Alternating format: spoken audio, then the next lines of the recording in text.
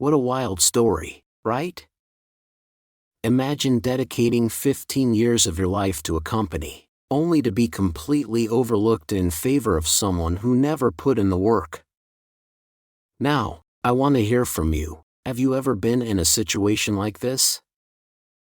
Have you ever felt undervalued by your own family? Drop your story in the comments below. And tell me, where are you watching from? If you love real-life stories like this, hit that subscribe button and turn on notifications. We have an even crazier story coming tomorrow. Trust me, you don't want to miss it. I gave my life to my family's business. Then they betrayed me. For 15 years, Ethan poured everything he had into Johnson & Sons Plumbing. It wasn't just a job, it was his life. He worked long hours, tackled emergencies at all hours of the night, and sacrificed weekends and holidays to keep the company running. And in return, he got nothing but expectations. His father, Richard Johnson, had started the business 30 years ago, back when it was just him and a single van. Over the years, it grew into a thriving company with 15 plumbers, 3 office workers, and a solid reputation in their town. But the real growth? That happened when Ethan joined. Straight out of high school, Ethan went to college for business management, determined to bring modern strategies into the company. Meanwhile, his younger brother, Lucas, barely scraped through high school. He partied, bounced between jobs, and had no real direction. While Ethan was hitting the books, Lucas was hitting the bars. When Ethan graduated, he didn't expect special treatment. His father made it clear he needed to learn the business from the ground up. So Ethan spent 3 years as a plumber's assistant, crawling under houses, fixing busted pipes, and dealing with raw sewage. It was tough work, but he didn't complain. He knew that to run a business, you had to understand it. Over time, Ethan worked his way up. He got his master plumber's license, studied scheduling, inventory, and all the behind-the-scenes work that kept things running smoothly. His father relied on him more and more, and when Ethan finally became operations manager, he transformed the business. He introduced digital scheduling, streamlined inventory tracking, and improved customer service follow-ups. Their online reviews skyrocketed from 3.5 to 4.8 stars, and within 2 years, company revenue increased by 40%. For the first time, his father seemed genuinely impressed. But then, Lucas showed up. After years of aimless drifting, Lucas suddenly decided he wanted to join the family business. He had no experience, no qualifications, and no idea how anything worked. But none of that mattered, because Richard was thrilled to have his golden boy finally on board. And just like that, everything Ethan built was about to be overshadowed. He had no idea just how bad things were going to get. When Lucas joined the company, Ethan knew things would change, but he never expected it to happen this fast. Lucas didn't start from the bottom. He didn't spend years crawling under houses, dealing with clogged drains, or managing emergency calls in the middle of the night. Instead, their father, Richard, handed him a made-up title, Director of Client Relations, and a salary that was 80% of Ethan's, despite having zero experience. But that wasn't all. Lucas got a private office with a window, something Ethan never had. Ethan, who had worked 60-hour weeks for 15 years, was still stuck in a tiny converted closet next to the restroom. And his job? Taking clients to lunch, posting on social media, and showing up at job sites just long enough to snap a few photos.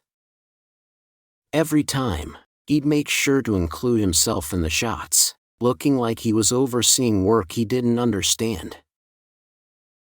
Meanwhile, Ethan was still the one keeping the business running smoothly. He handled scheduling, inventory, payroll, and customer service, all the things that actually mattered.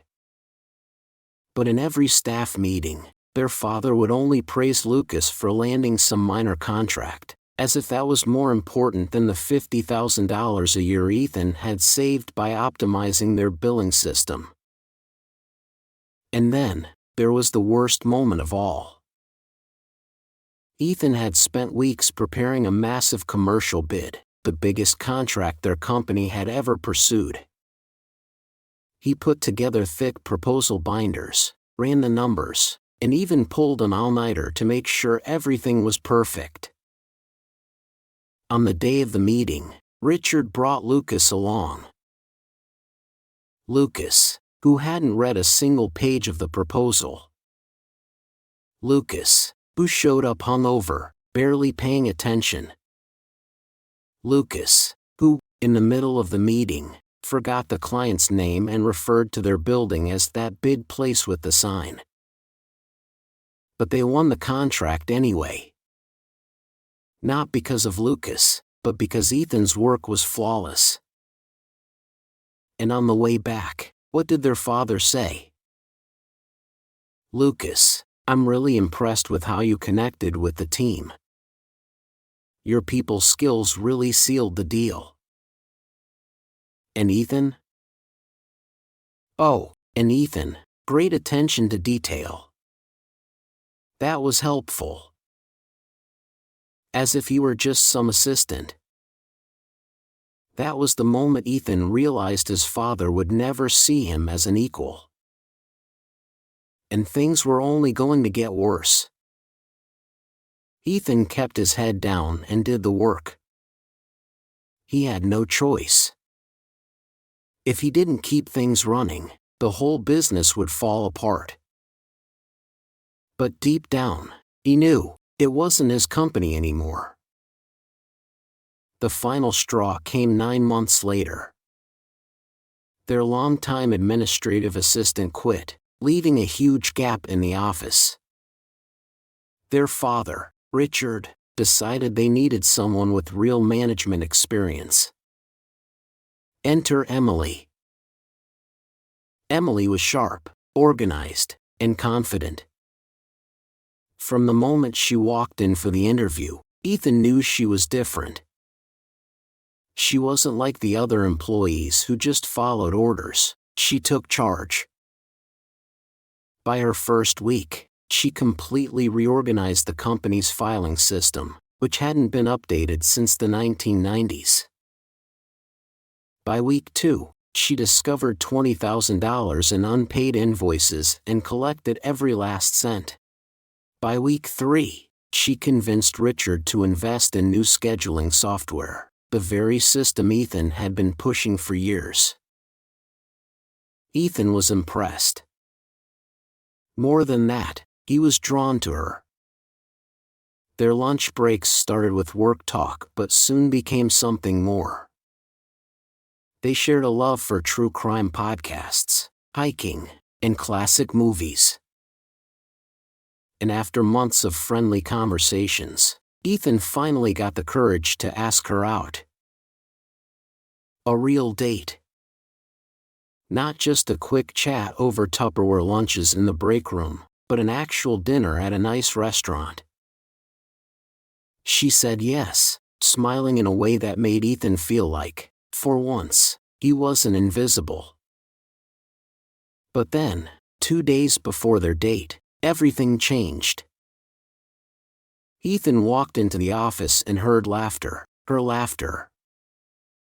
But it wasn't directed at him. It was Lucas. Ethan turned the corner and saw them standing way too close by the coffee machine.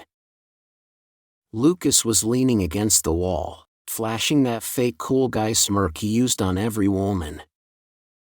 Emily was smiling, completely captivated by whatever nonsense he was saying. Then came the gut punch. "I've always wanted to try kayaking," Emily said, eyes bright. "You should come with me sometime," Lucas responded. "I go most weekends. It's so peaceful out on the water." Ethan almost laughed out loud. Lucas had never kayaked in his life. Emily turned to Ethan, still smiling. "I didn't know your brother was so into outdoor activities." "Neither did I," Ethan muttered. And just like that, he knew. Later that day, Emily found him in the break room.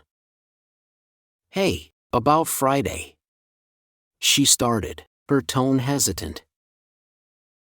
He already knew what was coming. "I'm really sorry, but I have to reschedule." She didn't need to say it. He recognized the look. He had lost, again. By Monday, the office was buzzing with rumors. Emily and Lucas had gone on their first date. At the exact same restaurant Ethan had planned to take her to. And the worst part? Lucas knew exactly what he had done. For weeks, Ethan had to watch the office turn into Lucas and Emily's personal love story. Lucas walked around like he had won the lottery, flashing that smug grin, casually mentioning their dates during staff meetings, just loud enough for Ethan to hear. Emily blushed whenever he passed by, their conversations filled with inside jokes. And Ethan? He was nothing but background noise. He tried to push it aside. Tried to focus on work. But every time he saw them together, it was another reminder. Lucas took everything from him. His recognition, his father's trust, his future in the company, and now, Emily. But Ethan kept going. Because what else could he do? Then, one day, his father made an announcement. "Ethan, after 15 years of dedication, I'm promoting you to Senior Operations Manager." Finally, Ethan was getting the recognition he deserved. It came with a nice raise and, most importantly, a brand new company truck, a fully loaded Ford F-250 to help with job site operations. For the first time in years, Ethan felt like maybe, just maybe, things were turning around. Until Sunday dinner. His father, as usual, called for a family gathering. Ethan didn't want to go. He knew how these dinners always went. But Richard made it clear. Family dinner is family dinner, Ethan. Be there. So, he went. And it was exactly what he expected. His mom gushing over Emily, his father telling exaggerated stories about Lucas's business accomplishments, while Lucas sat there, arm draped over Emily's chair, acting like he owned the world. Then, Richard cleared his throat. "We have an exciting announcement." Emily smiled, holding out her hand, revealing a massive diamond ring. "We're engaged." The table erupted in cheers. Ethan? He felt like someone had kicked him in the gut. But the worst was yet to come. "Matt, I think you and your future wife could use that new truck more than the company could. Consider it an engagement gift." Ethan's blood ran cold. "Dad," he said, his voice tight. That truck was part of my promotion. I need it for work. His father waved a hand dismissively. Now, Ethan, don't be selfish. Your brother's starting a family. Family comes first. You can keep using your old truck. It still runs, doesn't it? Ethan clenched his jaw. Barely. His truck was falling apart, held together with duct tape and prayers. But no one cared. They were too busy celebrating Lucas. And that was the moment Ethan knew he was done. That night, Ethan sat in his apartment, staring at his laptop screen. 15 years. 15 years of loyalty, of long hours, of sacrificing his personal life, all for a company that never truly valued him. His father had just handed his promotion to Lucas, along with the company truck that Ethan had earned. Enough. His fingers hovered over the keyboard for a moment. Then, he started typing. Subject: my resignation. Dad, I'm resigning from Johnson & Sons Plumbing, effective immediately. Consider this my 2-week notice, though realistically, you'll be lucky if I make it through the week. I'll be taking my accumulated vacation time as of now. I'm done being overlooked, and I'm done being taken for granted. I'm moving on to something better. Sincerely. Not really. Ethan Johnson *. He hit send before he could think twice. Then, he turned off his phone. The fallout was immediate. Within minutes, his phone exploded with calls. His father, his mother, even Lucas. All ignored. His mom left voicemails, sobbing about how he was tearing the family apart. Lucas sent nothing but a text, WTF dude? And then there was Emily. Ethan, your dad told me you quit. What's going on? Please call me back. As if she didn't know. As if she hadn't been part of the problem. Ethan didn't respond. The next morning, at 7 a.m. sharp, there was pounding at his door. Richard. The second Ethan opened it, his father stormed inside, his face red with anger. What the hell, Ethan? Richard shouted. Quitting over email? After everything this family has done for you? Ethan laughed in his face. Everything this family has done for me? You mean like underpaying me for 15 years? Giving Lucas a fake title and a fat paycheck while I did all the real work? Or maybe you mean offering me a company truck, then handing it to Lucas as an engagement gift?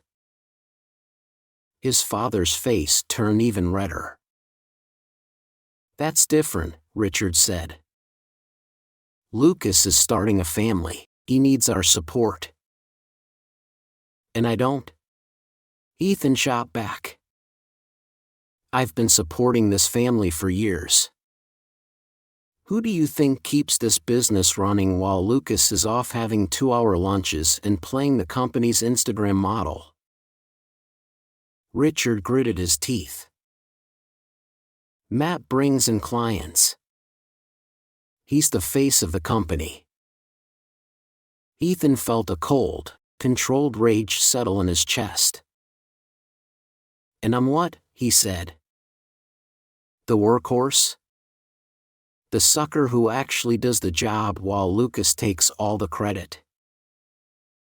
He stepped toward the door and held it open. Let him run the company, Dad. You don't need me, right? His father's expression hardened. You walk away from this company. You walk away from this family. Ethan met his father's gaze, unwavering. If this is how family treats each other, maybe it's for the best. And then, he shut the door in his father's face. For the first time in 15 years, he felt free. What a wild story, right? Imagine dedicating 15 years of your life to a company, only to be completely overlooked for someone who never put in the work. Have you ever felt undervalued at work or in your own family? Have you ever had a coworker, sibling, or friend take credit for your hard work? Drop your story in the comments below. I want to hear how you handled it. Did you fight back, or did you walk away like Ethan? And let's settle this. Was Ethan right to leave, or should he have fought harder to take what was his? Some people might say he should have stayed and forced his father to recognize him, while others would argue that sometimes, walking away is the ultimate power move. What do you think? Also, let me know where you're watching from. I love seeing how far these stories reach. And if you enjoyed this, make sure to subscribe and hit that notification bell because tomorrow, we've got another insane story you won't believe. Trust me, you don't want to miss it.